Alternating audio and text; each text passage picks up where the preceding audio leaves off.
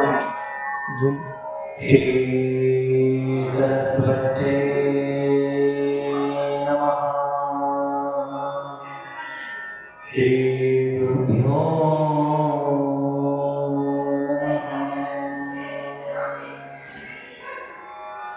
सर्जयति सिन्दूरवदनो देवो यत्पादपङ्कजस्मरणम् वासरमणिव तपसान्दाशिन्नाशयति विघ्नान्।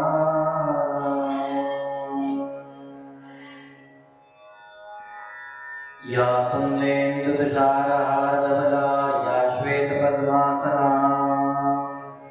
या ब्रह्माच्युतशङ्करप्रभृतिर्देवैः सदा वन्दिता। सा मां वाक्सरस्वती भगवती शेषजाड्यापहा।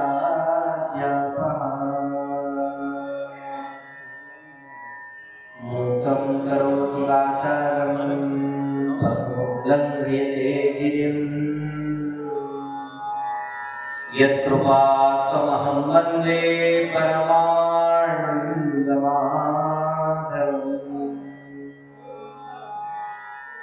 नारायणं नमस्कृत्य नरं चैव नरोत्तमम् देवीं सरस्वतीं व्यासं ततो जयमुदीरये।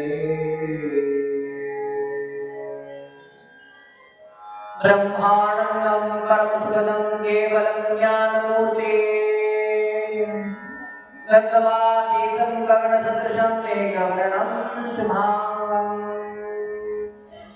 लक्ष्मीकान्तं कमलनयनं योगिध्यानगम्यं वन्दे विष्णुं भोजनं सर्वलोकैकनाथम्।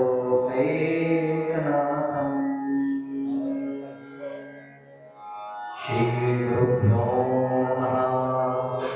श्री सरस्वती नमः। काषायवस्त्रं करदण्डधारिणं कमण्डलं पद्मकरेण शुभं चक्रं गदाभूषितभूषणाढ्यं श्रीपादराजं शरणं प्रपद्ये। मालाकमण्डलवरधर पद्मयुग्मे मध्यस्थपाङ्गुले नवरुचिशूले यस्य ऊर्ध्वकरयो शुभशङ्खचक्रे वन्दे समन्त्रिवदनं भजचैत्रम्।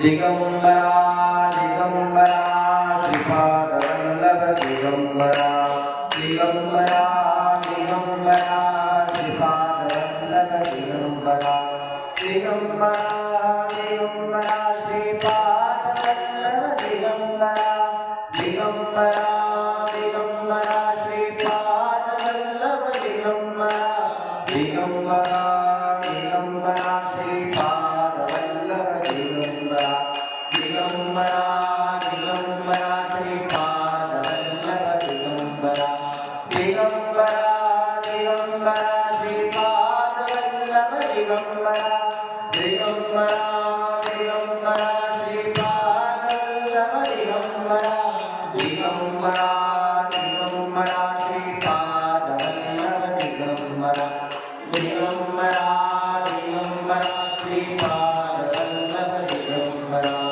दिगम्बरा दिगम्बरा श्रीपादवल्लभ दिगम्बरा।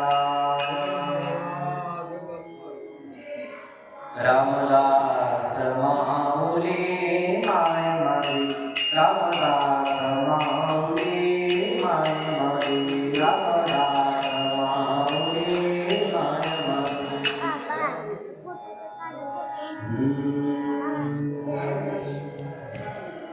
शरयुतीर्णिवासे माते रामचंद्र माये माते रामचंद्र माये रामचंद्र माये माते रामचंद्र माये। शरयुतीर्णिवास माते रामचंद्र माये माते रामचंद्र माये रामचंद्र माये माते रामचंद्र माये।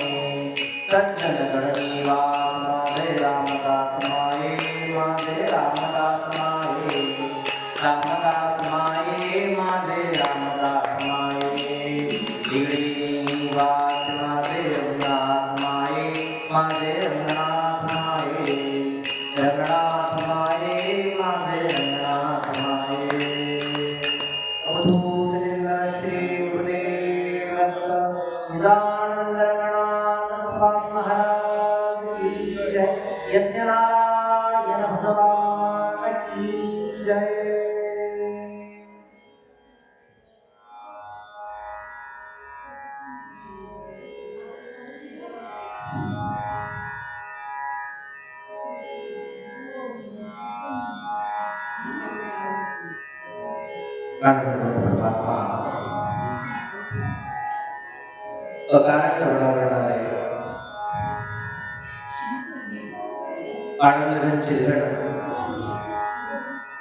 परमज्ञान कैवल्य तेजोनिधी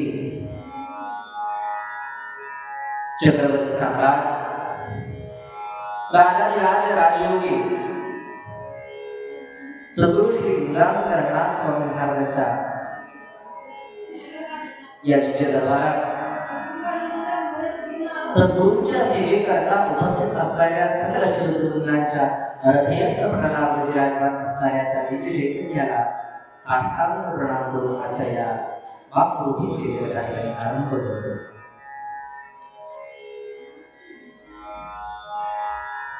महाराज गत काही दिवसांपासून सुरू असणारा हा दिव्य उत्सव दिव्य महोत्सव सद्गुरूंच्या प्रती अर्पण केलेला भाव अर्पण करायला भरपूर गोष्टी असतात पण त्यात अर्पण करणारा सर्वात महत्त्वाचं जे असेल तर तो म्हणजे भाव। भगवंताला अर्पण काय करावं सद्गुरूंना अर्पण काय केलं पाहिजे। महाराज वारंवार आपण असं म्हणतो की सद्गुरू सकल तत्वापासून सकल मोहमायेपासून दूर गेलेला असतो मग त्या सद्गुरूला आपण काय करावं। अहो आपण जे काही वागतो ना धन दौलत वस्तू जी काही आपण त्याला देतो ती सगळं त्यानेच दिलेलं असतं आपण त्याचंच त्याला वापरतो। आपण आरतीत म्हणतो तेरा तुझको अर्पण। अहो झाडाला येणारे फुलं पानं नदीचं पाणी बोरचं पाणी जे काही आहे सकल सृष्टी त्याने निर्माण केलेली आहे आपण त्याचं त्याला देतो। मग आपण काय देतो महाराज आपण ज्या हाताने वाहतो ज्या हाताने अर्पण करतो ना ते हात सुद्धा त्यानेच आपल्याला परमेश्वराला अर्पण करण्याकरता फक्त एकच गोष्ट आहे ती म्हणजे भाव।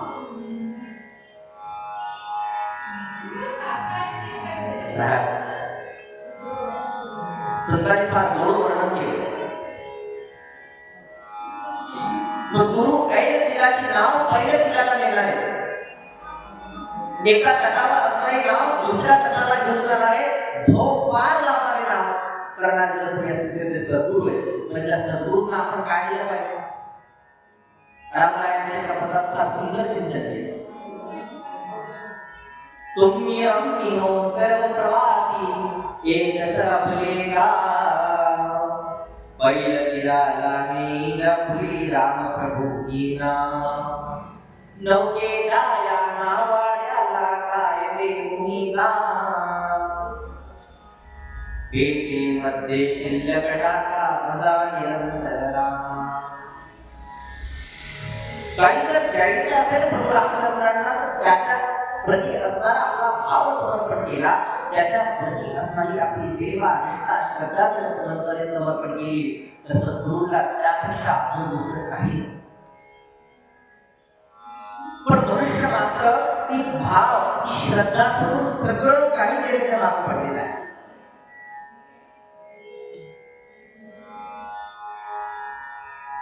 महाराज ज्या श्रद्धेने आपण सद्गुरूंचं भजन करतो मानगंगे साहेब पवित्र तीर्थ थोर संतांच्या चरणाने पुनीत झालेली ही तीर्थक्षेत्रे नाचरा अहो साक्षात दत्तयोगी राजयोगी सद्गुरु निजानंद रघुनाथ स्वामी महाराजांचा जन्म या गावात झाला, नव्हे नव्हे या ठिकाणामध्ये झाला. महाराज त्याच कुळामध्ये पुढे अनेक थोर पुरुष होऊन गेले. त्यातील ज्यांचं नाव कीर्ती संपूर्ण महाराष्ट्रभर ठिकाणी झाली, ज्यांच्या हस्तावरती हातामध्ये साक्षात सरस्वती जगदंबा प्रकट झाली आणि तिने एक अनुष्ठान त्यांच्याकडून करून घेतलं. गुरु श्रीधर स्वामी महाराज एक से बढ़कर एक थोर ग्रंथ त्यांनी निर्माण केले.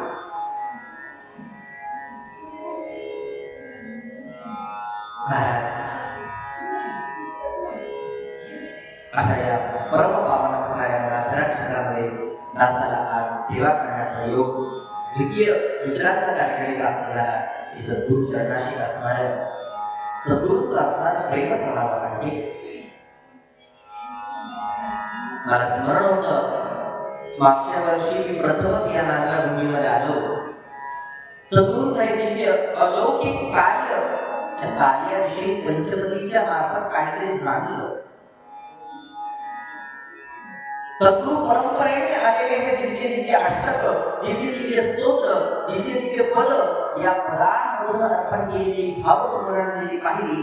त्यातून सद्गुरूंचं जे काही कार्य आहे ते कार्य आपल्या डोळ्यासमोर राहिलं आणि सद्गुरूंच्या कृपेने मला येथे सेवा करण्याची मागच्या संधी दिली. श्री महाराजांचं जे कार्य थोडं आपण त्या ठिकाणी जाणलं. यावर्षीही मला श्री सद्गुरूंची सेवा करण्याचा हा योग त्या ठिकाणी आला आणि तेच त्या ठिकाणी सांगतो. ज्याप्रमाणे समंतात तुलसीदासची हरी अनंत, हरी कथा अनंत. भगवंत छोटा नाही, भगवंत थोडा नाही, भगवंत अनंत आहे. आणि तो भगवंत ज्याप्रमाणे अनंत आहे त्याप्रमाणे त्याच्या असणाऱ्या कथा देखील अनंत आहे. आणि अशा असलेल्या अनंत कथांचं अनुकरण महाराज फक्त ऐकायचं नसतं, तर त्या कथा आपल्या जीवनामध्ये उतरायच्या.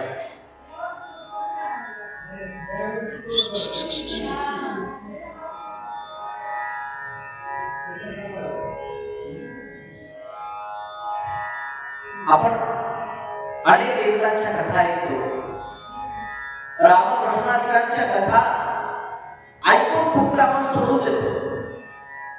महाराज रामकृष्णांच्या कथा, कृष्णाची कथा ही स्मरणीय, पण श्रीरामांची कथा ही अनुकरणीय. रामासारखं वैभव नाही, रामासारखं दैवत नाही. रामो विग्रहवान धर्म असं रामायणाच्या संदर्भात बोललं.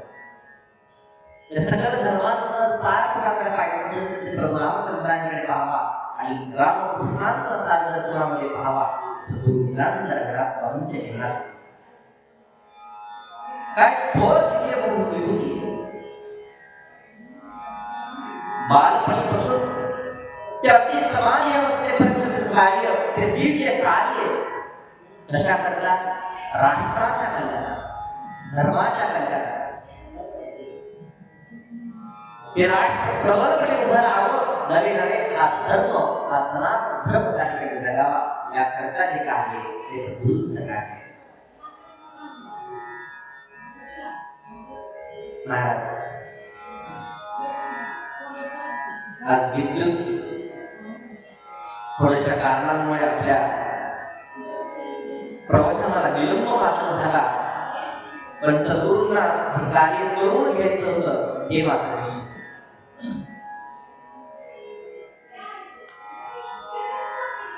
सद्गुरूंचं कार्य पाहूया.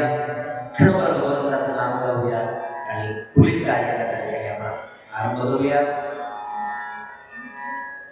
श्रीराम जय राम जय जय राम, श्रीराम जय राम जय जय राम, श्रीराम जय राम जय जय राम, श्रीराम जय राम जय जय राम, श्रीराम जय राम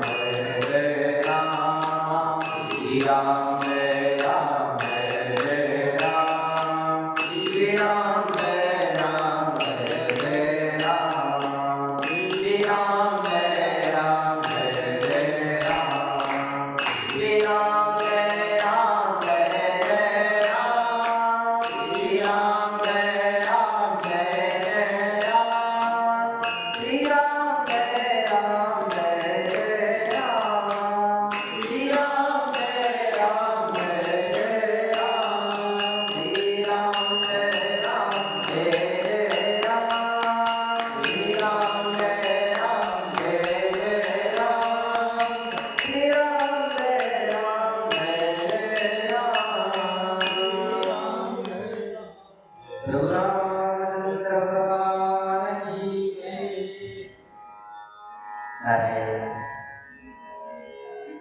आनंद परमात्मा भगवान श्रीकृष्ण अकारण पूर्णावरणालय सद्गुरु श्री निरानंद प्रहलाद स्वामी महाराजांच्या या जीवन चरित्रात आरंभ करतो.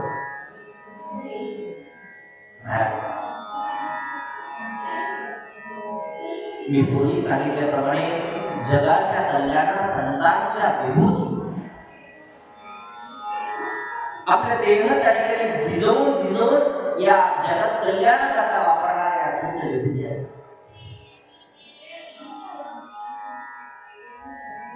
आणि अशा असणाऱ्या विभूती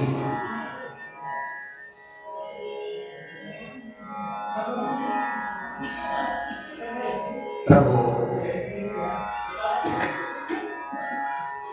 जगद्गुरु संत तुकाराम महाराज सांगतात शुद्ध विद्या कोणी फळे असा प्रभू परमात्मा औषध रूपाने त्याच ठिकाणी अवतार घेतात ज्या ठिकाणी बीज आणि कुळ शुद्ध असतात.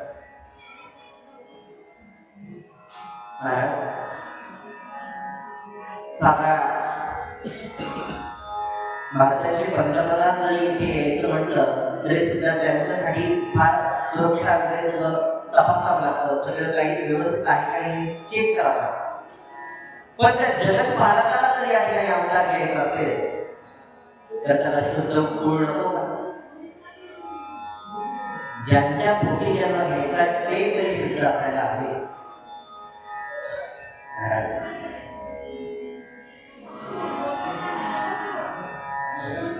तर या देशपांडे घराण्याचं कौतुक करण्यासारखं आहे.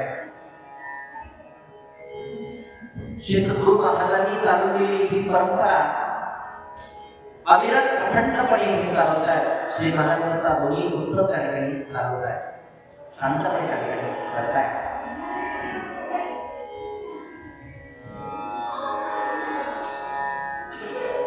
महाराजांच्या निमित्ताने सगळं परिवार एकत्र येतो, हा उत्सव साजरा करतो.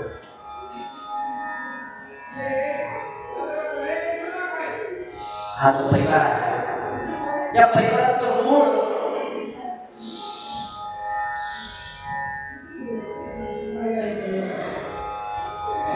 मोगलाई मराठवाड्यात असणारं एक गाव चौसाळे. या चौसाळे क्षेत्रामध्ये खडकी नावाचं गाव. या खडकीचे असणारे हे मूळ घराणं. त्यानंतर इकडे नाझऱ्यामध्ये आले आणि नाझऱ्यामध्ये देशपांडे नावाची वतनदारी त्या ठिकाणी प्राप्त झाली. त्यामुळे हे देशपांडे मूळ गावाचं खडकी. या खडकीतून पूर्वज त्या ठिकाणी ते आले. सद्गुरु श्री महाराजांचे वडील गोपाची पंत व माता बया हे दिव्य दाम्पत्य अत्यंत श्रद्धावान आणि धीर गंभीर. महाराज एखाद्या व्यक्तीकडे फार धनसंपदा असते, सगळं काही व्यवस्थित असतं, पण मात्र संतान नावाची गोष्ट अशी आहे की ती जोपर्यंत प्राप्त होत नाही तोपर्यंत त्या गृहस्थाश्रमाला दिशा प्राप्त होत.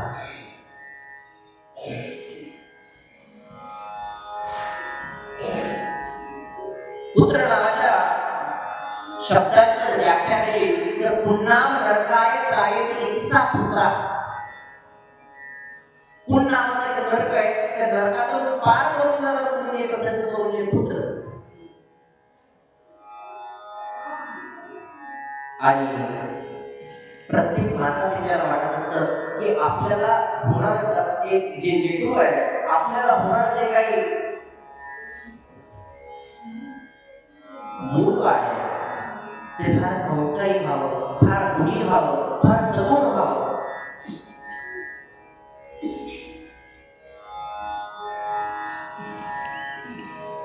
त्याकरता माता पितांनो, जर आपल्याला वाटत असेल की आपले लेकर फार हुशार व्हावे, फार तेजस्वी व्हावे, त्याकरता आधी माता पितांना शुद्ध व्हावं लागेल आणि माता पितांना तेजवान व्हावं लागेल.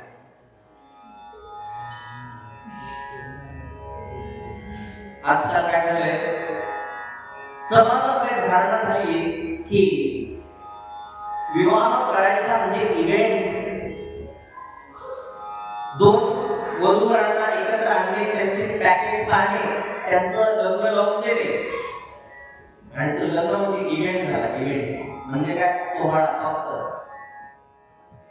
विवाह म्हणजे सोहळा नाही, विवाह म्हणजे संस्कार.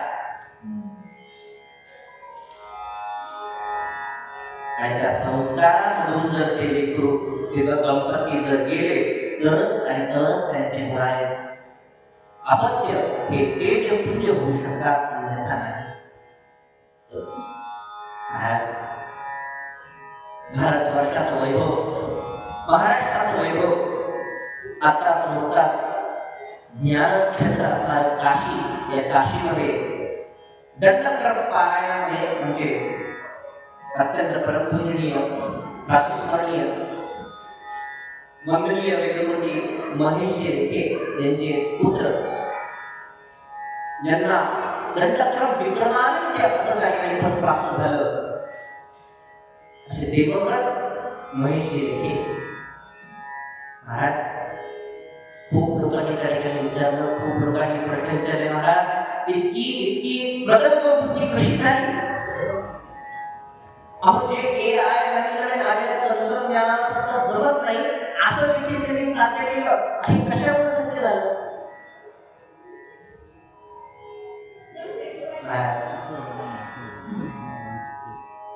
त्याला एकच उत्तर आहे, हे कशामुळे सिद्ध झालं? त्या मातृतेतून असणारी गुणशुद्धी आहे, विचार शुद्धी आहे, संस्काराची शुद्धी आहे.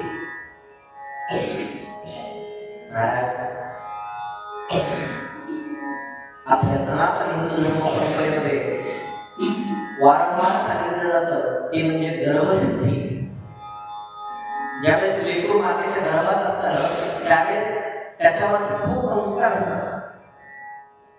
मला सांगा, अभिमन्यू चक्रवी बनवण्याचं कुठं शिल्लक? मातेच्या गर्भात.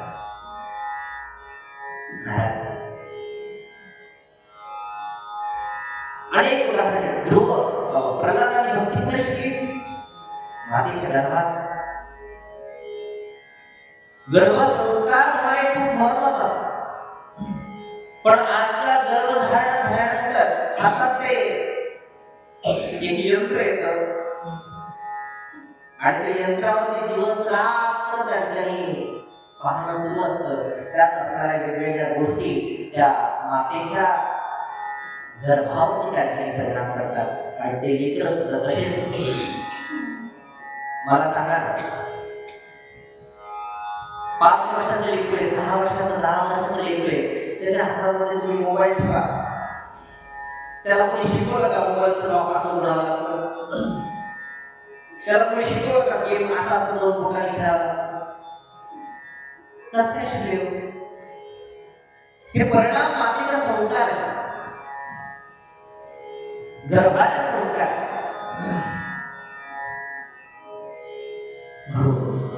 महाराज म्हणून शुद्ध बीजा फुटी हृदयाचा. दुसरं गोष्ट विचारांची. दाम्पत्य जर दोन्ही भगवंताच्या सेवेमध्ये लीन असेल, त्यांच्या चरणाशी दृढ असेल, महाराज दुसरा कोणताही विचार जर त्यांच्या मनात येत असेल ना, तर दर आणि तर देखील येणार बीज, येणार अंकुर हे सुंदर असेल. या काही सद्गुरू श्री रामचंद्र स्वामी महाराजांच्या आईवडील देखील तितकेच भक्तीने आपल्या सद्गुरूंच्या पूजनामध्ये, श्रद्धेमध्ये, भगवंताच्या आचरणामध्ये तितकेच लीन असतात. सद्गुरू श्रींचे पिताजी नित्य नैमित्तिक पंढरीच्या वारीला जात असतात. पांडुरंगाला त्या ठिकाणी नमस्कार करत असेल, पांडुरंगाला मन भरून डोळ्यात पाहत असेल आणि घरी आल्यानंतर त्यांच्या पत्नीला संपूर्ण पांढरीचं दर्शन कसं दिलं याचं वर्णन झालं. महाराज आपण देखील तीर्थक्षेत्राला जातो की काय करतो? तिथं कोणकोणत्या रंगाचे कपडे आहेत ते सांगतो पहिले. असे होते, तसे होते, असं होतं, तसं होतं. भगवंत कसा होता हे सांगत नाही.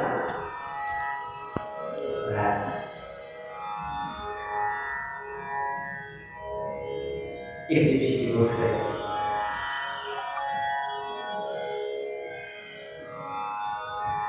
कल्याण क्षेत्री असणारे थोर भक्त सिद्ध पुरुष पूर्णानंद सरस्वती स्वामी महाराज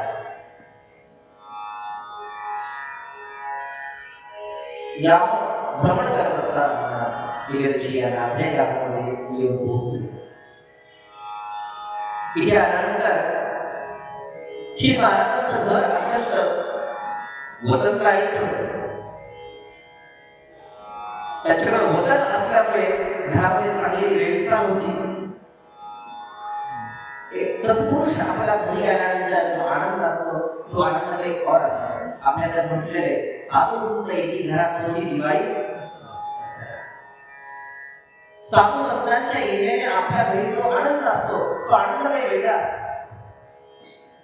थोर सत्पुरुष आपल्या घरी आल्यानंतर आपली थोडी इच्छा असते की आपल्या घरात थोडे एकतरी पाय लागावे. का? ज्या वस्तूला सत्पुरुषांचे चरण कमल जाहले सदन ते धन्य धन्य जाहले सदन ते धन्य धन्य जाहले.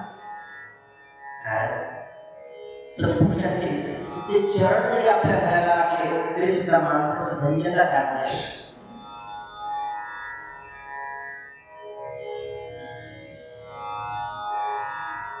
सद्गुरू महाराजांच्या वडिलांनी पूर्णानंद सरस्वती स्वामी महाराजांना आग्रह केला, महाराज कृपा करा आणि माझ्या घराला त्यामध्ये चरण लागला.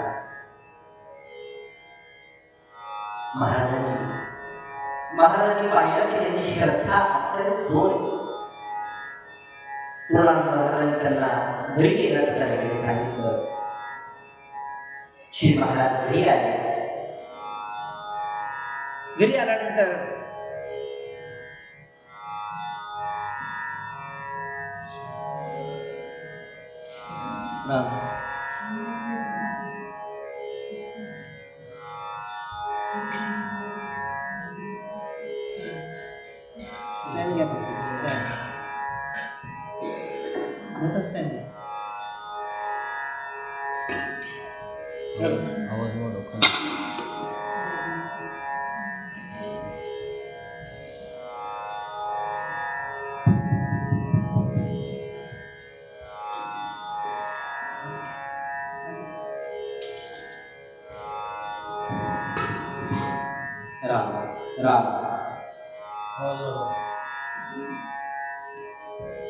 सद्गुरू महाराजांचे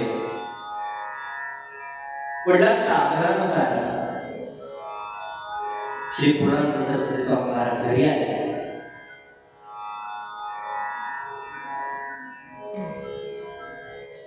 दोन्ही दंपतींनी त्यांना विनंती केली, महाराज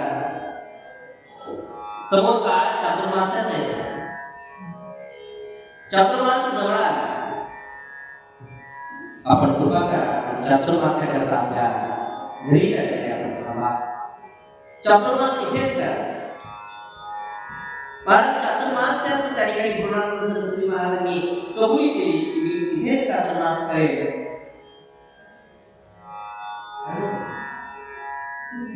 नित्य त्या ठिकाणी चातुर्मास सुरू झाला. रोज महाराजांचं पूजन व्हावं, त्यांचं दर्शन व्हावं. महाराजांच्या दर्शनाकरता घरी लांबच्या लांब रोज रांगा लागला. त्या आलेल्या लोकांची आदरातिथ्य त्या ठिकाणी करावं. महाराज आलेल्या अतिथींचा आदरातिथ्य कसं करावं जर कुठं पाहावं ते नाचण्याच्या लोकांपाशी.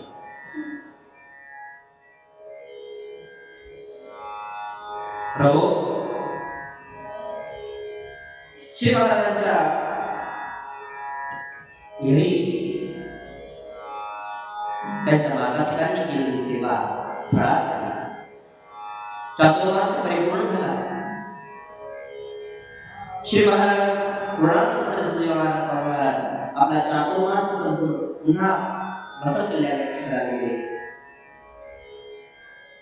आणि एके दिवशी श्री महाराजांची माताजी बयाबाई यांच्या स्वप्नामध्ये श्री महाराज पूर्णानंद सरस्वती महाराजांनी दर्शन दिलं आणि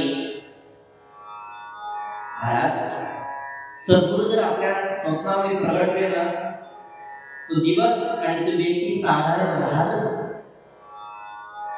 3 प्रकारचे दृष्टांत असतात. एक प्रत्यक्ष दृष्टांत असतात, एक स्वप्न दृष्टांत असतात आणि एक वेगवेगळ्या प्रकारच्या संकेतांनी सद्गुरु आपल्याला दृष्टांत देतात.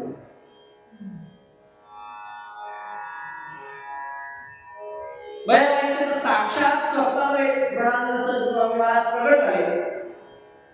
प्रगट झाल्याबरोबर महाराज आपल्या दारामध्ये त्या ठिकाणी सद्गुरु उभे राहिले, अचानक उभे राहिले. माणसाची धावपळ होते. कुठे ठेवू, कुठे उभं राहू, काय करू असं होत होतं. बयाबाईंनी झटकन एक पाटांना सद्गुरूला उभं राहण्याकरता दिला. सद्गुरू त्याच्यावर बसले. बयाबाईंनी लगेच करंटा काढला. सद्गुरू महाराजांना उजड केलं. महाराज प्रसन्न झाले आणि महाराजांनी 3 फळं बयाबाईंच्या पोटी टाकले. बयाबाईंकडे पूर्णानंद महाराजांनी स्मित हास्य करून सांगितलं, अगं राहू दे, हे तुझेच आहे.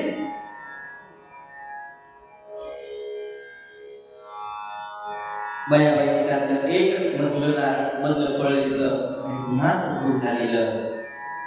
सद्गुरूंनी सांगितलं, असू मला ज्यावेळेस वेळ योग्य वाटेल त्यावेळेस ते फळ जरूर पुन्हा घे, पण आता तरी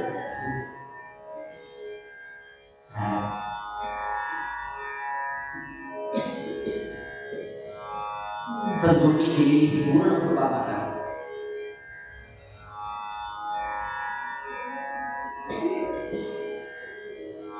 बयाबाईंना वाटलं की अरे हा तर स्वप्न दृष्टांत होता. स्वप्नात मी काहीतरी पाहिलं असेल. पण सकाळी कुठल्या जेव्हा त्यांनी पाहिलं तेव्हा सद्गुरूंना बसाय करता गेलेला पाठ तिथेच होता. गंध लावण्याकरता करंडा घेतला होता, तो करंडा उशाशीच होता. आणि अहो आश्चर्याची गोष्ट, जे 3 फळं दिले होते ती ओटी तशीच होती.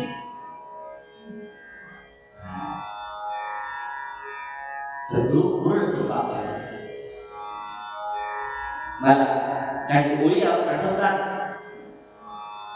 घार हिंडे आकाशी चित्त तिचे विलापाशी. जरी सद्गुरू इकडे तिकडे जात असले ना तरी त्यांची पूर्ण कृपा आपल्या पिलांवर, आपल्या लेकरांवर, आपल्या शिष्यांवर तशीच असते.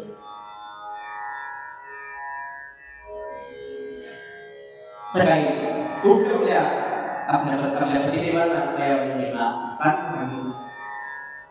त्या 2 दिव्य दाम्पत्यांनी ते फळं खाल्ले. आणि महाराज अनेक वर्ष झाले या दंपतींना संतान होत नव्हती. मी आता सांगितलं सगळं ऐश्वर्य असेल पण पुत्र संतान नसेल तर त्या ठिकाणी आनंद नाही. गोकुळामध्ये नंद बाबाकडे सगळं काही सधन होते, पुत्र संतान मात्र नव्हतं.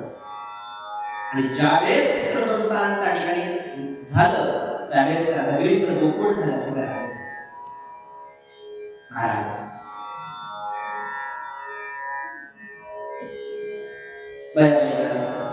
दिवसामासाने दिवस त्या ठिकाणी गेले.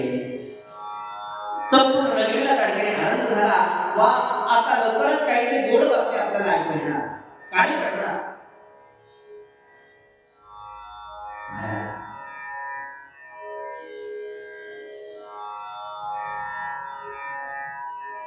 नऊ दिवस पूर्ण झाले आणि बयाबाईंना प्रथम अपराध झालं. गावामध्ये त्या ठिकाणी आनंद झाला, मंगल जयघोष झाला. आणि पुत्राचं नामकरण करण्यात आलं आणि त्याचं नाव ठेवलं प्रथम पुत्राचं यादवराव. श्री महाराजांचे ज्येष्ठ आई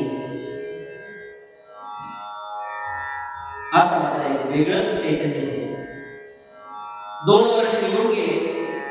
2 वर्षानंतर पुन्हा बयाबाईंना गर्भ राहिला आणि मात्र आता डोहाळे करण्यात आले. आपल्या सगळ्या भगवंताच्या अवताराच्या संदर्भामध्ये एक गोष्ट काय आहे ते म्हणजे हे डोहाळे. मातेला काय प्रकारचे डोहाळे असतात त्यावरती त्या बालकाचं काय भवितव्य असेल हे लक्षात घ्या.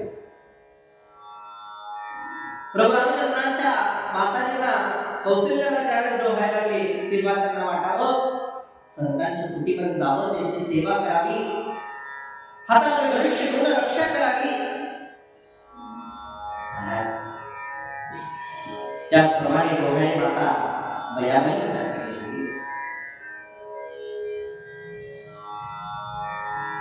बयाबाई नित्य लोकांना त्या ठिकाणी उपदेश करत असतात, वैराग्याच्या गोष्टी सांगत असतात. तीर्थप्रभूंचे त्यांना डोळे लागले, अशा अनेक डोळे त्या ठिकाणी लागले आणि महाराज बोधचे सगळे डोळे त्यांचे बोलत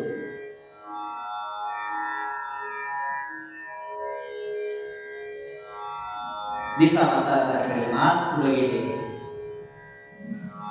आणि येणाऱ्या बालकाच्या पाऊल खुणा त्या ठिकाणी लक्षात येऊ लागले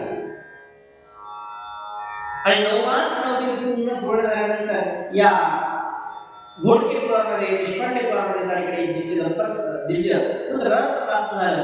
नाव त्या ठिकाणी नाव ठेवलं रंगनाथ सद्गुरू रंगनाथ स्वामी महाराज की जय.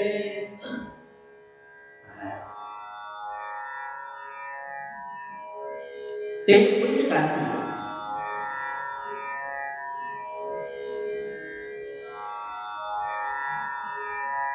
जणू काही सगुण साकार परब्रह्म त्या ठिकाणी उपस्थित झालाय, प्रकट झालाय, अशी त्याची ख्याती.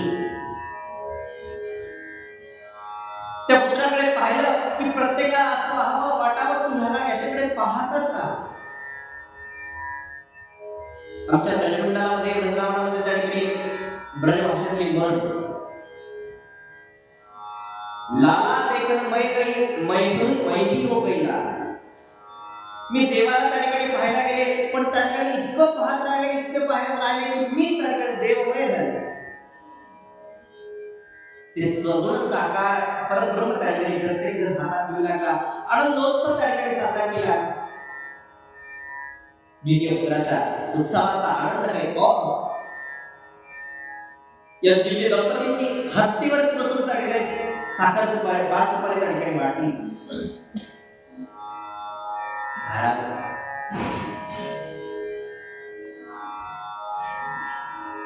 तीन फळ दिले, या तिसऱ्या फळाला त्या ठिकाणी गेला पुन्हा आनंद झाला. पुन्हा 9 मास पूर्ण झाले. महाराज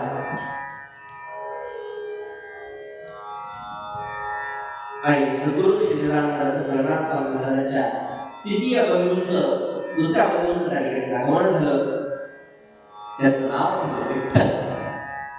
महाराज हे तिघही भाऊ तिसरा मासाने त्या ठिकाणी वाढू लागले.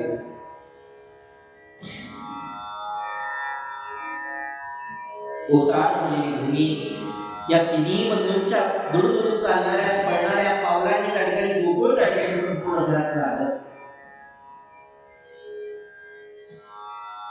भगवंताच्या बाललीला जशा पाहण्यामध्ये आनंद येतो ना त्याचप्रमाणे सद्गुरूंच्या प्रत्येक आई वडिलांना असणारा जो किती जरी श्रेष्ठ असला तरी सुद्धा ते लेकरूच वाटत.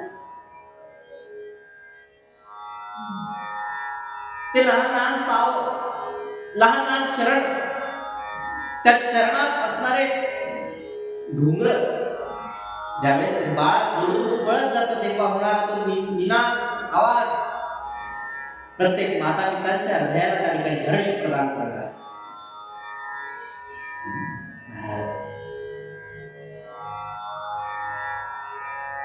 तिघे बंधू लहानाच्या मोठ्या त्या ठिकाणी होऊ लागले.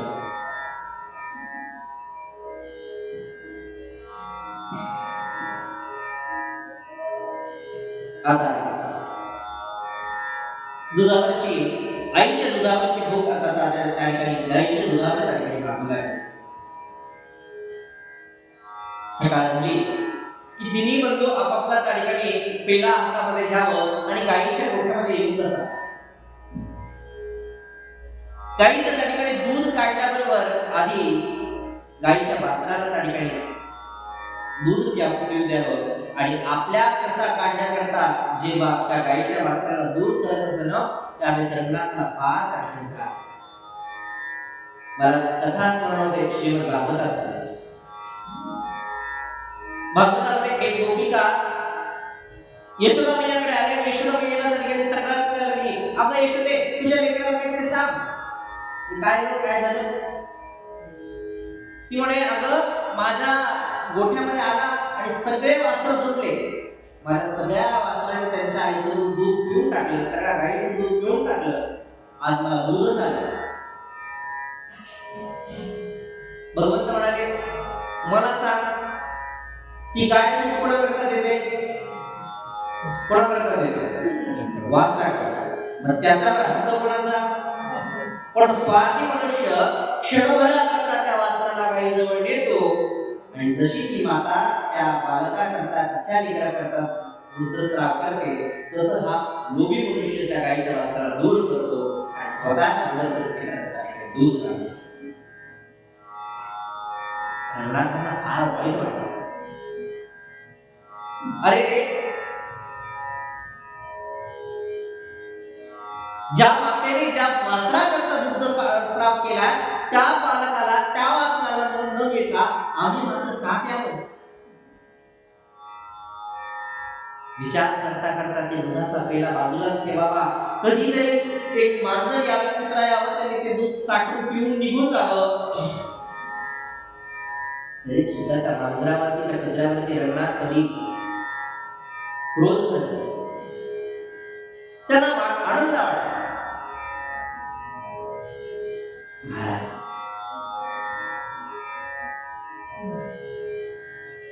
सद्गुरूंचा दिवस त्या ठिकाणी आल्हादित होतो, आनंदित होतो.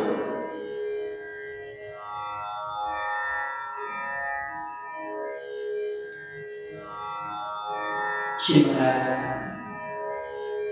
महाराजांच्या उपनयनाचा काळ जवळ आला, मौंजीवंतनाचा काळ जवळ आला.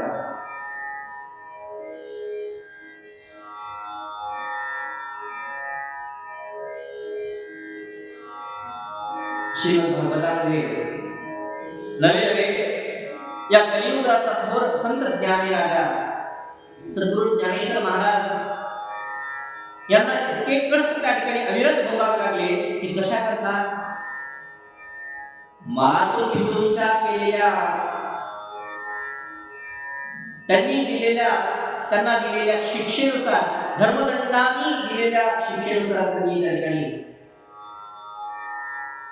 आत्महत्या, देहत्याग त्या ठिकाणी केला. पण त्यानंतर देखील सुद्धा त्या धर्मसभेने या लेकरांना न्याय दिला. काशीच्या धर्मसभेत गेल्यानंतर त्यांनी ज्ञानेश्वर महाराजांनी सांगितलं, दादा आपल्याला उपनयन संस्कार करून घ्यावा लागेल. का? निवृत्तीनाथांनी विचारलं, ज्ञानराजा आपल्याला उपनयनाची आवश्यकता काय? ज्ञानेश्वर महाराजांनी सांगितलं, दादा थोरांकडे पाहून लहान त्या ठिकाणी चालत असतात. जर आपणच उपनयन संस्कार केले नाही तर समोरचे लोक देखील व्रतबंध नावाचा हा संस्कार विसरून जातात. महाभारतात देखील हाच प्रश्न, भागवतात देखील हा प्रश्न बलरामांनी श्रीकृष्णाला विचारला. अरे दादा म्हणे, आपल्याला श्रीकृष्णा तू सर्वगुण संपन्न आहे, सर्व ज्ञानांचा अधिपती आहे आणि तरी देखील तुला गुरुकुलात जायची आवश्यकता काय? त्यावेळेस श्रीकृष्णाने सांगितलं, दादा जर आपण गुरुकुलात गेलो नाही ना तर पुढे येणारे लोक देखील गुरुकुलात जाणार नाही. महाराज हे ऐकून फार वाईट वाटतं, खेद वाटतो. की प्रत्येक दंपतीला वाटतं, प्रत्येक आईवडिलांना वाटतं माझं लेकरू त्या ठिकाणी हुशार व्हावं, माझ्या लेकराने काहीतरी करून दाखवावं. त्याकरता इंग्लिश स्कूलमध्ये जाणं गरजेचं आहे. बरं,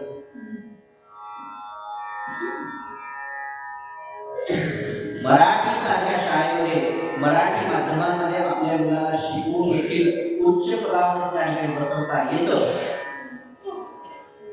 पण लोक आग्रहास्तव इतका अट्टहास त्या ठिकाणी करतात. सद्गुरु ज्ञानेश्वर महाराजांनी फार सुंदर सांगितलंय मराठी, माझ्या मराठीचे बोल कौतुके बरी अमृताने पैदा जिंके ऐसे अक्षर रसिक मिळे.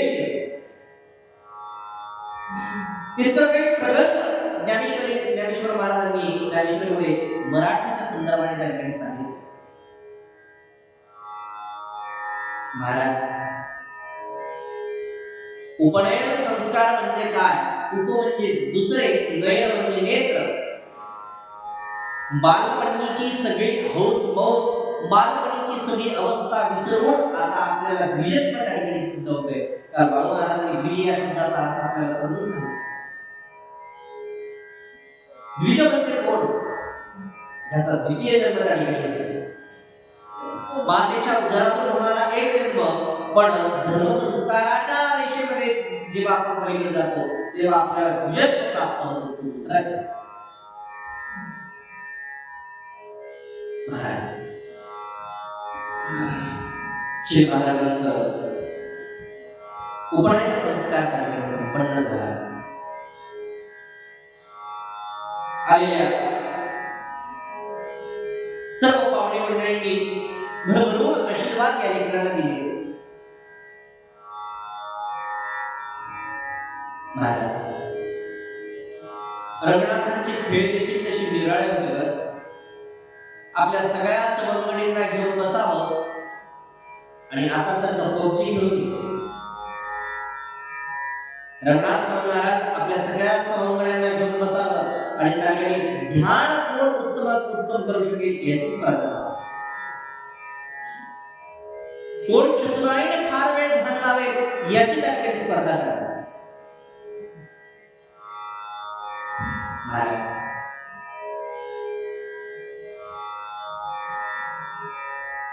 आपले बालक, आपले दाम्पत्य आपलं पुढचं भविष्य असतं. आणि ते जर भविष्य जर अयोग्य झालं तर समोर येणारी दिशा ही फार उज्ज्वल नसते. म्हणून संतांनी वारंवार आपल्याला सांगितलंय की आपल्या येणाऱ्या भवितव्याकडे, येणाऱ्या भविष्य काळाकडे फार जपून राहा, फार जपून राहा.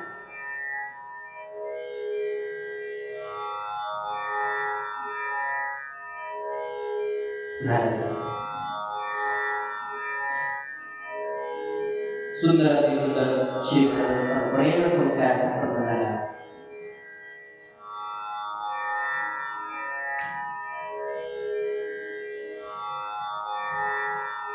ब्रह्मचर्याचं दिव्य व्रत त्या ठिकाणी आचरायला आरंभ केला.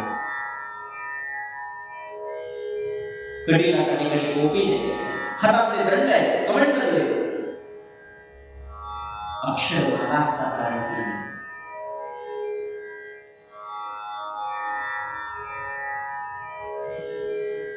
महाराज, श्री महाराजांनी अत्यंत दिव्य असणार भगवती गायत्री मातेचं अनुसंधान त्या ठिकाणी आरंभ केलं.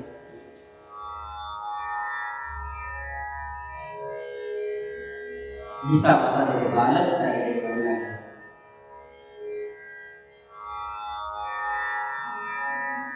श्री महाराजांच्या प्रथम बंधू अर्थात यादवरावांच्या विवाहाची वेळ त्या ठिकाणी जवळ आली.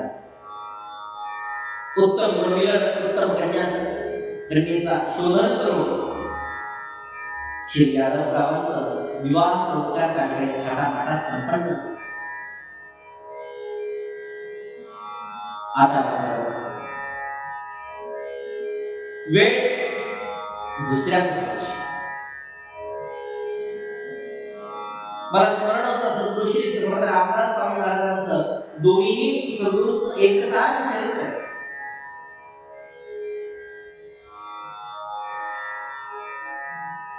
रामदास स्वामी महाराजांना जर कोणी पाहायला आलं ना तर ते म्हणायचे हो ठीक आहे म्हणायचे आणि त्यांना सोडवण्याच्या बहाणे ते त्यांच्या सोबत जायचे आणि त्यांना सांगायचे मी वैरागी होणार आहे, तुमची मुलगी मला देऊ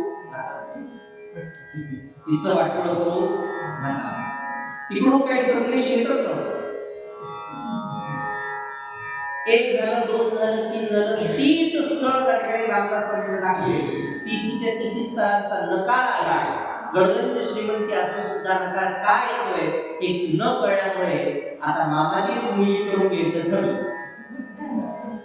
आता मामाला तर सांगता येईल, मामाला सांगायची हिंमत नाही.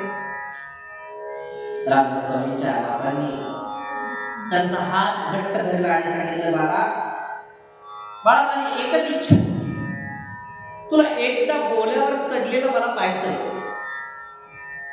मातेच्या इच्छे खातर त्या ठिकाणी बोल्यावर चढले. अंतरपाठ त्या ठिकाणी धरल्या गेला आणि अंतरपाठ धरल्यानंतर काही शब्द पडले, सावधान सावधान सावधान. सावधान शब्द आपण अगदी सहज म्हणतो पण त्याचा असलेला गर्भित अर्थ कोणी समजून घेत. इथून पुढे बाळा सावधान हो. कशा करता महाराज गृहस्थ आश्रमाचे फार सुंदर एक व्याख्या केली. धन्यो गृहस्थाश्रम साधो संग उपासते सिद्धम धन्यो गृहस्थाश्रम. दंपतींचा असणारा आचरण कसं असावं हे धर्माला अनुकूल असावं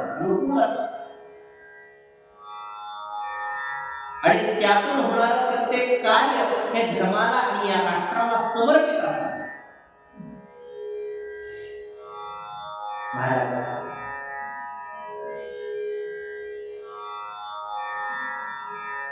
श्री महाराजांच्या रंगनाथ महाराजांच्या संदर्भाने आता पाहायला आरंभ केला. चर्चा सुरू झाली. अनेक ठिकाणाहून वेगवेगळे स्थळ त्यांच्याकरता येऊ लागले. महाराज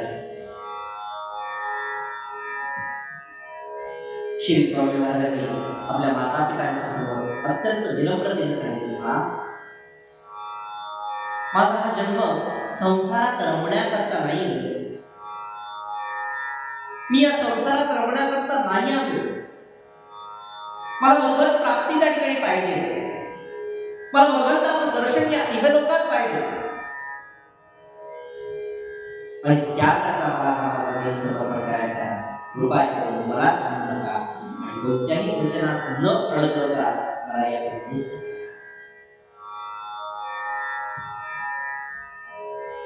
स्पष्ट क्षणभर माता पितांना देखील धक्का बसला. हा काय बोलतोय? पण कोणत्याही गोष्टींचं उत्तर न देता श्री स्वामी महाराज आपल्या निवासस्थानी निघून गेले. आपण कडे लावून घेतली. घरातल्या लोकांना वाटलं अरे हा थोड्या काळाकरता वैराग्य आला असेल. माणसाला येत नाही का स्मशान वैराग्य? एखादी व्यक्ती गेली ना त्या व्यक्तीकडे पाहून लोकांना वाटतं अरे रे आयुष्य काही केलं नाही माणसानं. ना देवधर्म केला ना काही केलं ना काही केलं काहीही केलं नाही.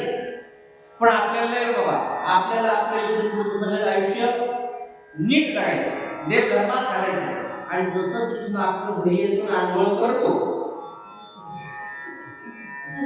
सगळं स्मशान वैराग्य निघून जातं आणि पुन्हा जायचे ते पुन्हा जे करायचं मनुष्य तेच करतो. त्याचप्रमाणे घरातल्या लोकांना वाटलं की थोड्या वेळाचं वैराग्य आला असेल उतरून जाईल. सायंकाळ झाली, रात्र झाली. रंगनाथांचे शब्द त्या मातेच्या कानामध्ये त्या ठिकाणी पडले आणि मातेच्या मनात एक वेगळीच हुरहुर त्या ठिकाणी लागली.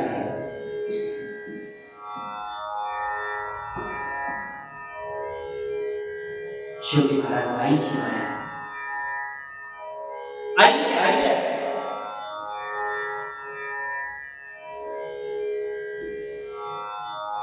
महाराज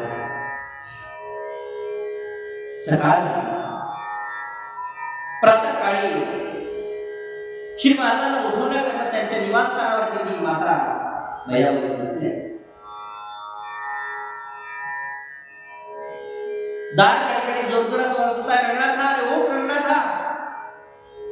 भल्या पहाटे सकाळी उठणारा हा रंगनाथ अजून सूर्य काठीकडे उदय झाला तरी अजून झोपला. फार वेळ झाला. रंगनाथांनी त्या ठिकाणी दार उघडलं नाही. ते दार शेवटी तोडलं. आत गेल्यानंतर पाहिलं, अहो आश्चर्य, आतून कडी होती पण आतमध्ये असणारे रंगनाथ स्वामी महाराज गुप्त झाले. सगळ्या जणांना आश्चर्य वाटलं. हो, स्वामी महाराजांनी त्या ठिकाणी आपल्या जन्मोद्धारा करता त्या ठिकाणी प्रस्थान केले. सद्गुरूंच्या शोधाकरता गेले. महाराज सद्गुरूंचा शोध हा फार महत्वाचा आणि फार महत्वपूर्ण. गुरु अनेक असतात. एक विद्यागुरु असतात, आत्मगुरु असतात, परात्पर गुरु असतात, परमेश्वरी गुरु असतात आणि मोक्ष गुरु असतात.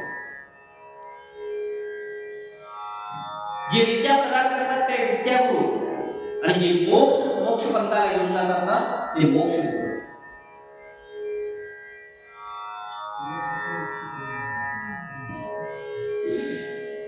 महाराज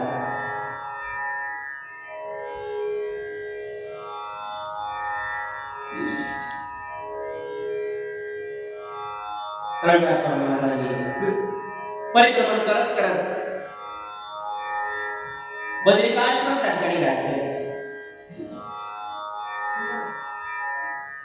आणि बद्रिकाश्रमामध्ये गेल्यानंतर एका शीतल शांत जागी बसून परब्रह्माचं एकाएकी ध्यान करत असताना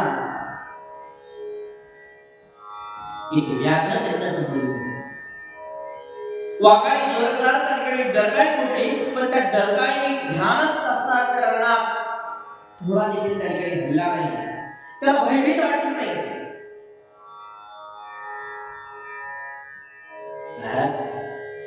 रंगनाथ स्वामींनी आपले डोळे उघडले आणि पाहिलं की समोर अत्यंत भयावह असणारं व्याघ्र त्या ठिकाणी समोर उभा आहे, वाघ उभा आहे.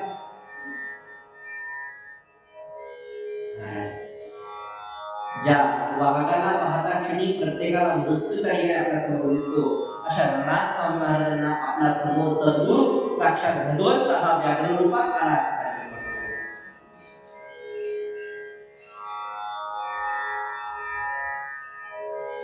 सद्गुरूंनी त्या ठिकाणी नेत्रातून अश्रू त्या ठिकाणी प्रवाहित होऊ लागले. भगवंता आपण आलात, या दासावरती कृपा करण्याकरता आपण प्रगट झालात. भगवंता आपले थोर थोर त्या ठिकाणी धन्यवाद आभार मानावे. आपण या पामरा करता त्या ठिकाणी दृष्टांत देण्याकरता इथे आला. महाराज मृत्यूचं प्रतिरूप असणारा तो व्याघ्र एक एक पाय पुढे टाकत टाकत टाकत रंगनाथांच्या दिशेने त्या ठिकाणी येतोय. आणि रंगनाथ महाराज त्याच आदर भावनाने भगवंताला बोलत आहे. मला स्मरण होतं नामदेवरायांचं. पूर्णाची पोळी नैवेद्य करता त्या ठिकाणी वाढली, पण ताटातली पोळी कुत्रा घेऊन त्या ठिकाणी पळाला. नामदेव महाराज त्याच्या मागे त्या ठिकाणी पळाले. अरे देवा, नुसती पोळी खाऊ नको, तूप तुपासोबत खाणे तर पोट दुखेल. प्रत्येकात भगवंत पहा. जे जे भेटते भूत ते ते मानिजे भगवंत. हा भक्ती योग निश्चित जाणवाचा. भक्ती योगाची काय सूत्र आहेत त्यावर एका शब्दात आपल्याला सांगितलं.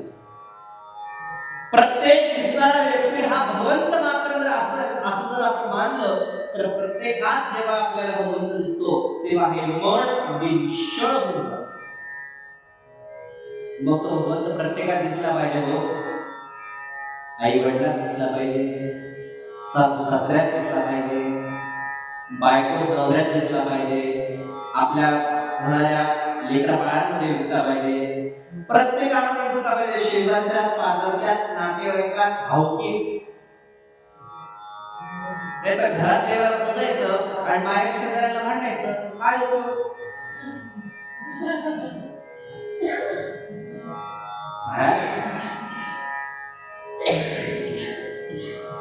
प्रत्येकात भगवंत आपल्याला दिसला.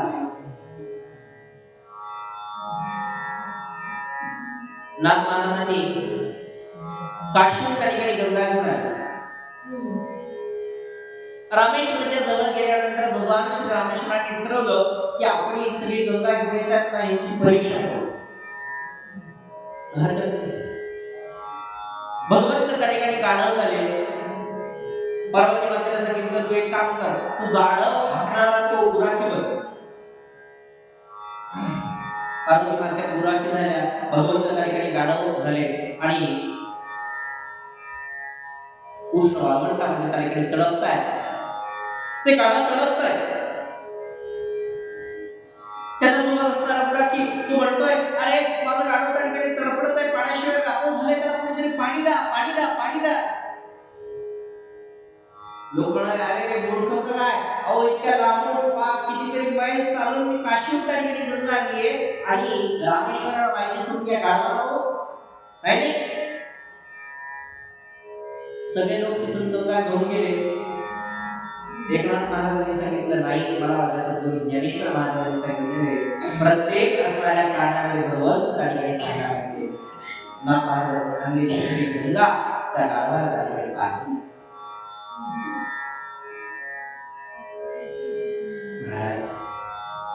दुसऱ्या दिवशी सगळ्या गंगा आणणाऱ्या सगळ्या लोकांच्या स्वप्नामध्ये भगवान रामेश्वर त्या ठिकाणी गेले आणि सांगितलं तुम्हाला कोणाची गंगा मिळाली नाही, एकट्या नाथ महाराजांशिवाय.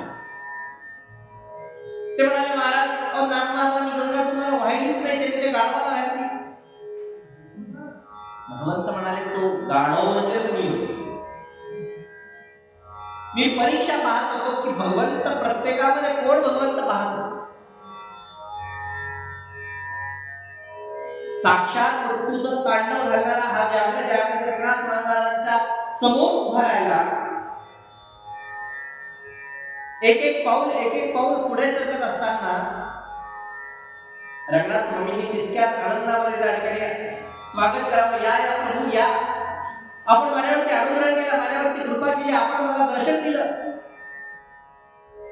रंगनाथ स्वामी महाराज भगवंताच्या त्या व्याघ्राच्या चरणाला स्पर्श करणार तितक्यात भगवंताने आपला अलौकिक दिव्य रूप प्रगट केला. अवधूत निंदन श्री गुरुदेव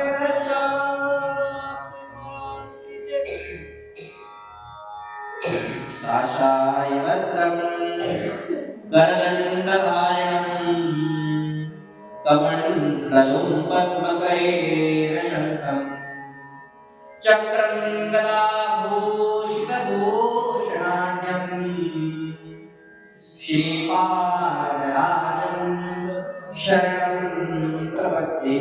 अवधूत श्री गुरुदेव दत्त. दिव्य दत्तात्रय स्वामी महाराजांनी पंढरीचा तो घरविळा वैकुंठाचा अधिपती रुक्माईचा पती तो सावळा त्या ठिकाणी उभा राहिला. पृथ्वी साक्षात गाय आणि त्याच्या पाठीमागे चारी वेद, जे वेद नेती म्हणतात. आम्ही देखील भगवंताचं गुणगान गाऊ शकत नाही असे म्हणणारे वेद श्वानाच्या रूपाने भगवान दत्तात्रयांच्या समोर प्रगट झाले आणि अशी संपूर्ण भगवान दत्तात्रयांना पाहून श्री रंगनाथ स्वामी महाराजांना हर्ष आनंद झाला.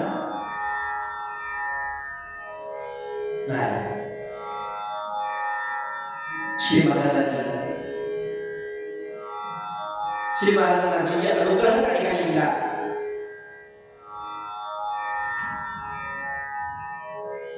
भगवान दत्तात्रयांचा अनुग्रह म्हणून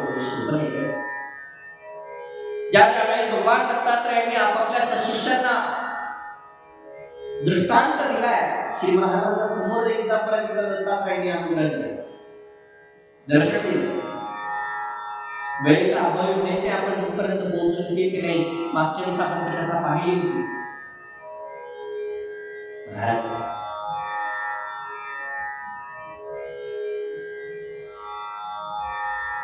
त्यानंतर श्री व्यासनारायणांनी जी कृपा केली, श्री वेदव्यासांचं दिव्य दर्शन या बद्रीनाथ क्षेत्रावरती झालं आणि श्री महाराजांनी सांगितलं, जा रंगनाथा दक्षिण दिशेला जा आणि दक्षिण दिशामध्ये गेल्यानंतर आपलं कार्य त्या ठिकाणी कर. आनंद नावाचा संप्रदायाची त्या ठिकाणी स्थापना कर. मनोहर नावाचा अश्व महाराजांचा. आणि श्री व्यासनारायणांनी सांगितलं की ज्या ठिकाणी तुझ्या अश्वाचे पाय त्या ठिकाणी रुततील त्याच ठिकाणी तुझी कर्मभूमी त्या ठिकाणी कर.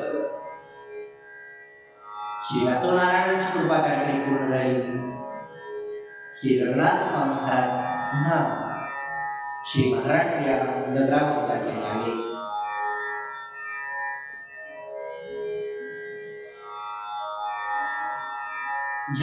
ज्या दिवसापासून माता पितांचा प्रिय असणारा रंगोबा हा घर सोडून गेला होता ना, त्या दिवसापासून माता पितांना अन्न पाणी गोड लागले. प्रत्येक मातेचा प्रत्येक दिवस हा आपल्या प्रिय असणाऱ्या रंगोबाच्या चिंतनामध्ये जावा. त्यांनी काय काय लीला केल्या होत्या त्या सगळ्या लीला त्यांनी आठवाव्या. नेत्र अश्रू त्या ठिकाणी दाटून यावे.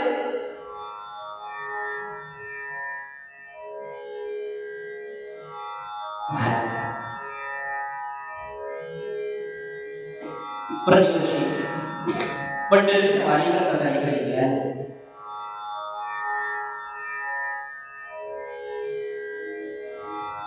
वारी झाल्यानंतर दिसणारे वारीत येणारे संत साधू संत भगवंत या प्रत्येकाला विनम्रतेने त्या ठिकाणी तुमची विचारावे, का हो तुम्ही आमच्या रंगनाथाला पाहिलं का, तो तुम्हाला भेटला का.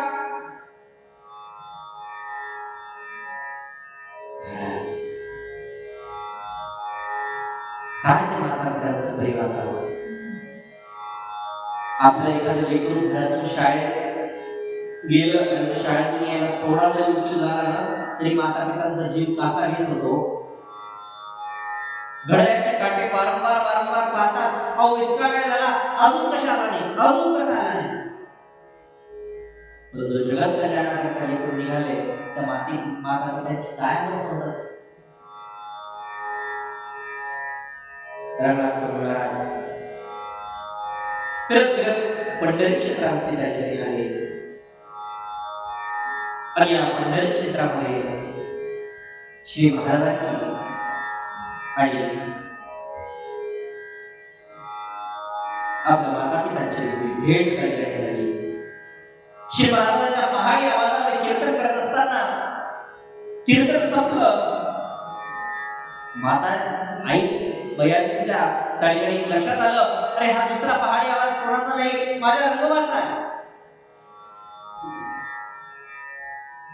गर्दीतून वाट काढत काढत आपल्या लेकराजवळ गेले आणि माय लेकराची ती अलौकिक भेट त्या ठिकाणी झाली.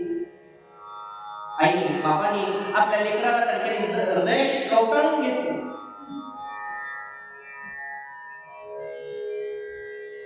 महाराज त्यानंतर श्री रंगनाथ स्वामी महाराज पुन्हा या आपल्या जन्मस्थळी नाझरे गावामध्ये पुन्हा त्या ठिकाणी आले. ज्ञानाची प्राप्ती, सिद्धीची प्राप्ती आहे, वैराग्याची अवस्था आहे. महाराज आपण वारंवार म्हणतो भगवंताची सद्गुरूंची वैराग्याची अवस्था आहे. मग वैराग्याची अवस्था असताना राजयोगाचा पोशाख का, भरजरी फेटा का, घोडा का, हातामध्ये खडक का, भाला का. मनुष्याला मात्र बाह्य आवरण दिसत असतं, पण त्या बाह्य आवरणाच्या आत असणारं ब्रह्मचिंतन मात्र दिसत नसतं.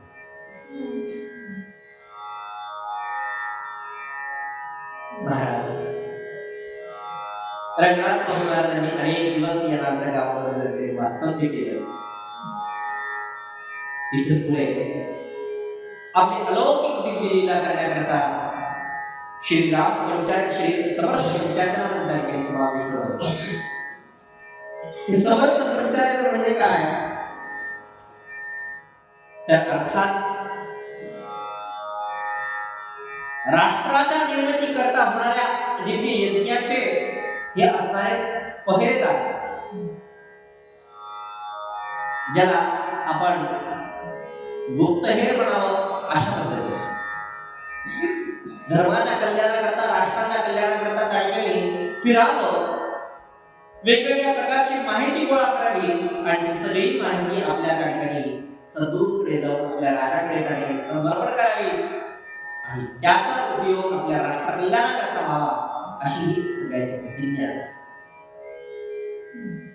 महाराज श्री महाराजांना भगवान दत्तात्रयांनी दिलेला अनुग्रह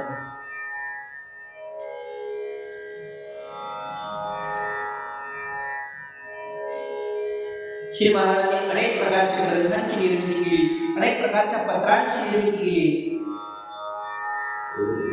निगडी या भगवंत सद्गुरूंच्या निवासस्थानी, ज्याचं पूर्वीचं नाव निर्गुण असं होतं,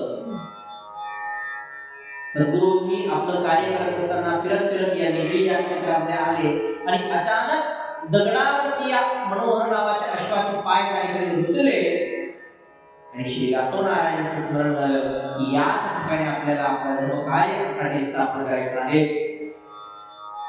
तिथे निर्गुण या मठामध्ये मठ स्थापन केला आणि आज तोच मठ निगडी या नावाने त्या ठिकाणी विख्यात. श्री महाराजांची पूर्वी निजामशाहीच्या काळात, रजाकाराच्या काळाच्या आधी अनेक प्रकारचे पत्र व्यवहार होते, अनेक प्रकारचे ग्रंथांची निर्मिती केलेले ग्रंथ त्या ठिकाणी उपलब्ध होते. त्यातील काही देखील आज शिल्लक आहे, पण रजाकाराच्या काळामध्ये अनेक प्रकारच्या हानी ते देखील जळाले. महाराज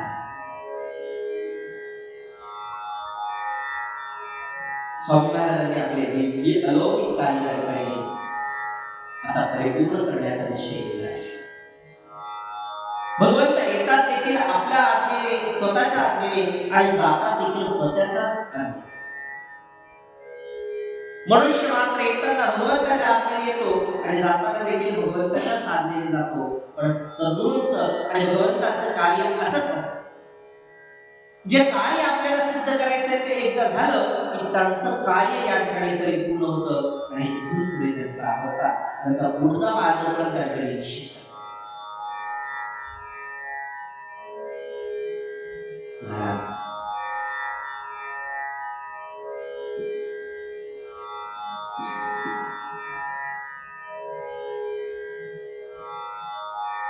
दिव्य पौष महिना, मार्गशीर्ष महिना, श्री महाराजांनी अफाट आपलं केलेलं कार्य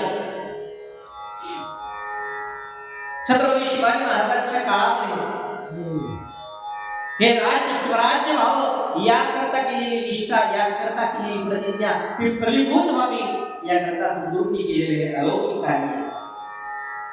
महाराज सद्गुरूंच्या या आनंद संप्रदायाचं तत्वच त्या ठिकाणी आहे. निजानंद रंगनाथ. निज म्हणजे स्वतःमध्ये आनंद मात्र सापडणारा हा भगवंत आहे. संपूर्ण रंगामध्ये रंगून गेलेला हा निजानंद रंगनाथ.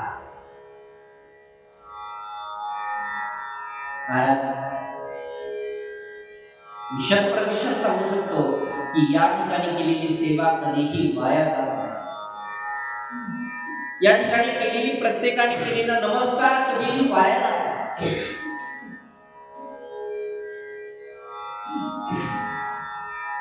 महाराज या नाझरे ग्रामातील प्रत्येकाला माझं कळकळीची विनंती आहे.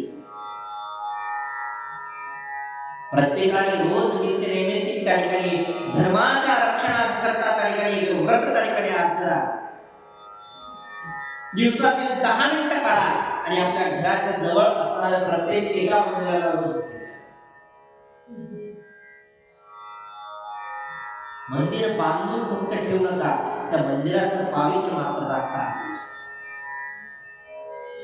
आपण फार जवळ राहतात, सद्गुरूंच्या चरणाशी आपल्याला सद्गुरूंनी जागा दिली, त्याचा संधीचं सोनं आपण करून घेतलं पाहिजे. रोज आपल्या लेकर बाळांसह या ठिकाणी येऊन सद्गुरूंच्या चरणावरती आपण नतमस्तक केलं पाहिजे. थोर मोठ्यांचे सद्गुरूंचे आशीर्वाद घेतल्याने काय होतं? एक सुभाषितकार सांगतात, अभिवादनशीलस्य नित्यं वृद्धोप सेवया चत्वारकस्य वर्धन्ते आयुर्विद्या यशोबलम्. चार गोष्टींचं वाढतो, चार गोष्टी वाढतात. काय? आयु, विद्या, यश आणि बल. या चारींची प्राप्ती केवळ नमस्काराने, अभिवादनाने. त्यामुळे आपण नित्यनिमित्ती सद्गुरूंच्या या दिव्य मंगलमय भूमीमध्ये यावं. श्री महाराजांच्या, यज्ञेश्वर महाराजांच्या, श्री कृष्ण महाराजांच्या, श्री रंगनाथ महाराजांच्या कृपा आशीर्वादाने हे सद्गुरूंचं असणारं श्री रंगनाथ स्वामी महाराजांच्या कृपाशीर्वादाने आपल्या संपूर्ण परिवाराला दिलेलं आशीर्वाद आहे. आणि या आशीर्वादाचा आपण मात्र सोनं करून घेतलं पाहिजे. वर्षातून या उत्सवाला सगळे एकत्र येतात, वेगवेगळ्या उत्सवांना देखील एकत्र येतात, पण एरवी एकत्र येत असाल तरी देखील श्री सद्गुरूंच्या भेटीला, श्री सद्गुरूंना आपलं सुखदुःख सांगण्याकरता रोज त्या ठिकाणी या सद्गुरूंच्या चरणांवर नमस्कार व्हा. सद्गुरूंनी आपलं कार्य परिपूर्ण करून दिलं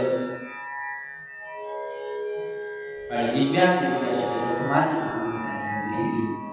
जरी सद्गुरू या देह तत्वाने जरी गेले असते तरी सुद्धा चिरकाल तत्वाने या भूमीमध्ये व्याप्त आहेत, या भूमीमध्ये वास्तव्य करतात. या स्वामी महाराजांच्या भक्त मंडळींच्या, सद्गुरू महाराजांच्या मार्गदर्शनाखाली चालू असणारा हा सद्गुरू श्री राजयोगी निजानंद रंगनाथ स्वामी महाराजांचा चालणारा हा पुढील पावन पुण्यतिथी महोत्सव, यात सुरू असणारा दिव्य विष्णुयाग आमचे परमप्रिय मित्र छत्रपती संभाजीनगरकर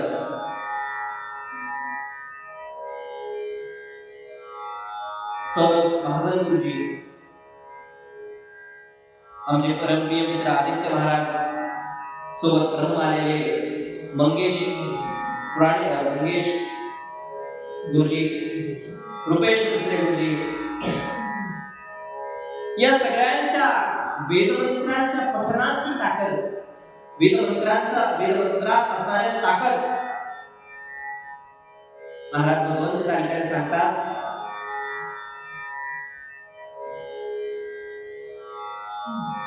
ब्राह्मणो मम देवता मंत्राधीनं जगत् सर्वं मंत्राधीनश्च देवता ते मंत्रा ब्राह्मणाधीना ब्राह्मणो मम देवता. असे असणारे भगवंताच्या सद्गुरू महाराजांच्या चरणांवर, वचनांवर विश्वास ठेवून त्यांच्या श्रद्धा आणि कृपा आशीर्वाद प्राप्त केलेले संपूर्ण वैदिक नित्य नैमित्तिक प्रतिवर्षी श्री सद्गुरूंच्या चरणांवरती सेवा करण्याकरता रुजू होतात.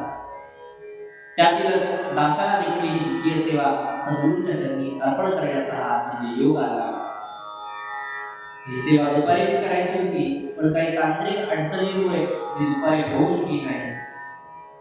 कदाचित सद्गुरूंना ती नितांत शांत आणि निवांत करण्याची, करून घेण्याची इच्छा असावी, म्हणून सद्गुरूंनी हा सगळा कार्यक्रम केला. आणि उदराची तृप्ती झाल्यानंतर ज्ञानाची तृप्ती करण्याकरता सद्गुरूंनी हा योग्य वेळेत कार्यक्रम निवडला असावा. झालेली सेवा आज फार काही बोलणार नाही, आणि जे काही बोलून घेतलं, साळुंकी मंजुळ बोलत असे बोलविता धनी वेगळाची या मताप्रमाणे यंत्र मात्र साधने मी या ठिकाणी उपस्थित होतो, पण बोलवता धनी मी सद्गुरूंच्या चरणी प्रथम नतमस्तक झालो आणि सद्गुरूंना सांगितलं, प्रभू आज काही त्या ठिकाणी तयारी केली नाही. त्यांनी जे काही आहे ते हे लेकरू तुमचं वेळेला आपलं बोल त्या ठिकाणी बोलणार आहे ते गोड वागणूक घ्या. आई समोर लेकराने किती जरी बोबड्या शब्दामध्ये बडबड केली तरी त्या आईला फार गोडच वाटत असते. त्याप्रमाणे सद्गुरूबाईंना ही लेकराची बडबड फार गोड वाटली असेल आणि त्यांनी ती मानून घ्यावी अशी त्यांच्यासाठी सद्गुरूच्या जवळ साष्टांग दंडवत प्रणाम करून आमच्या कुळीची कुळदैवत श्री यज्ञनारायण माझ्या पूर्वजांची असलेली पार पुण्याई माझे पंजोबा त्यांच्या आधी संपूर्ण पिढी ही श्रोत अग्निहोत्री त्या ठिकाणी होते आणि त्याच अग्निहोत्राच्या कारणाने श्री सद्गुरूंच्या चरणाशी मला येण्याचं सौभाग्य प्राप्त झालं. यज्ञनारायणाचं सानिध्य त्या ठिकाणी प्राप्त झालं. सद्गुरू श्री ज्ञानेश्वर महाराजांचा दिव्य अनुग्रह प्राप्त झाला आणि त्याच कारणाने हे बालक या ठिकाणी बसून दोन शब्द बोलू शकतो. अन्यथा माझं काही सहभाग नाही. झालेली सेवा सद्गुरूंच्या चरणी समर्पण करून इथेच आज पूर्ण देऊया. सदा सर्वदा योग तुझा घडावा, विवेकाने देह माझा पडावा, पेशून तो गुणवंता रघुनायका मागणी देश्याचा.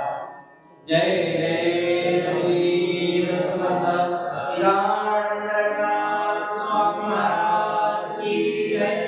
अवधूत चिंतन श्री गुरुदेव दत्त यज्ञनारायण भगवान की जय.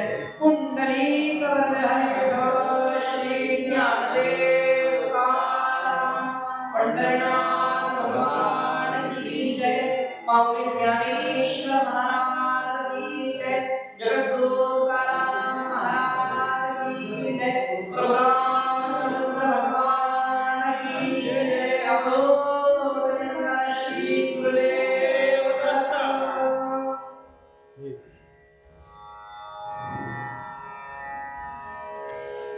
गुरुचा आवाज